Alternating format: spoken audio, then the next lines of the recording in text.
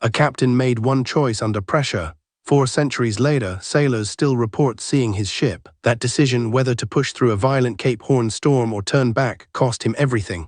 Not his life though, something worse. The legend of the Flying Dutchman isn't just folklore.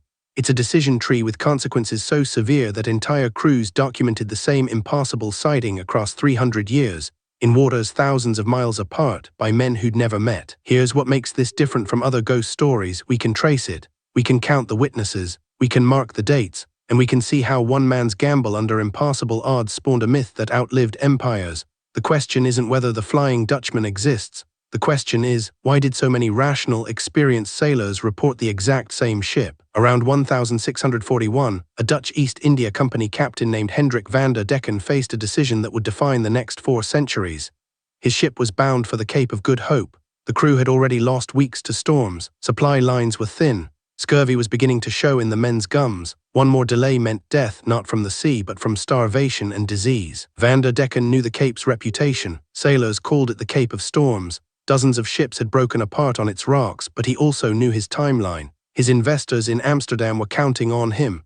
His crew's families were counting on him. He had incomplete information. The barometer hadn't been invented yet. He couldn't see what the weather system would do next. He ordered the ship forward, not cautiously, deliberately, full sail into the teeth of the Cape Horn maelstrom. His crew obeyed. They had to. He was the captain. But as the ship pitched and rolled, as the masts groaned under the strain, something happened that no one could have predicted, and that no one, crucially, understood at the time. The ship didn't sink. That's the first surprise. By all accounts, it should have. Instead, it vanished. Not gradually. Witnesses, other Dutch captains in the area, reported seeing Van der Decken's vessel emerge from the storm, then simply disappear into the fog.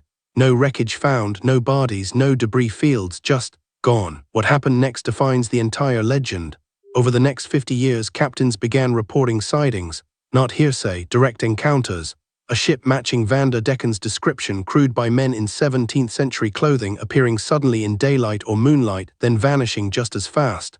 The sightings clustered around the Cape, but they didn't stay there. By 1729, nearly 90 years later, British naval records documented a sighting off the coast of Batavia. A crew saw a vessel matching the description emerge from a fog bank. The British captain ordered a pursuit. The phantom ship pulled ahead, then simply faded into the haze. The pursuing crew found nothing, no wreckage, no wake, no evidence it had ever been there. Here's what's crucial. Those British sailors didn't know about Van der Decken's original 1641 sighting. The story hadn't been systematized yet. It was fragments of testimony scattered across decades, recorded in different ports in different languages, yet the descriptions matched perfectly. Same ship, same era of rigging, same crew, same impassable disappearance. The legend crystallized in the 18th century.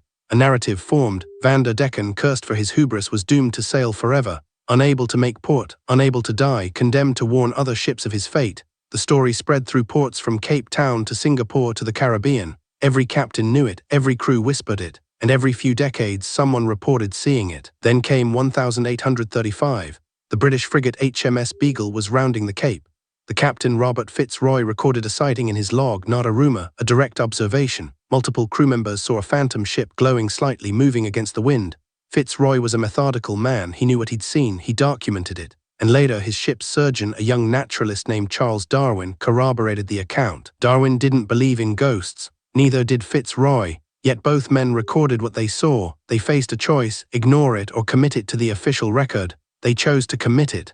That decision, to trust their own observation over skepticism, added scientific weight to a legend that was already 2 centuries old. The 20th century brought new sightings. In 1942, during World War II, a German U-boat captain reported seeing a phantom ship near the Cape.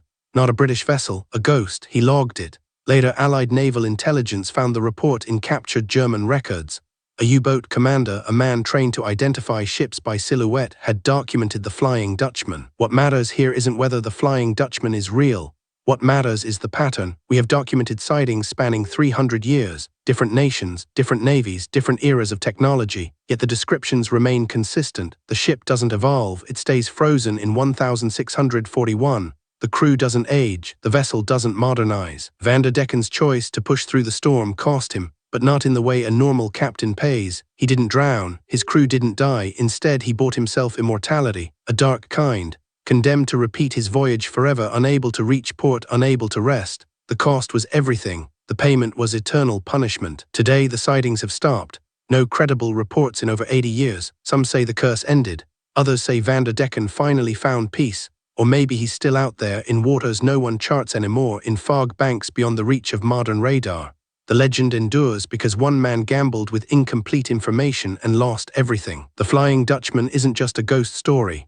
It's a case study in decision-making under pressure, in how choices ripple across centuries, and in why sailors, irrational men facing impassable odds, still believe some things can't be explained by wind and waves alone. Subscribe, we uncover a new documented maritime mystery every week.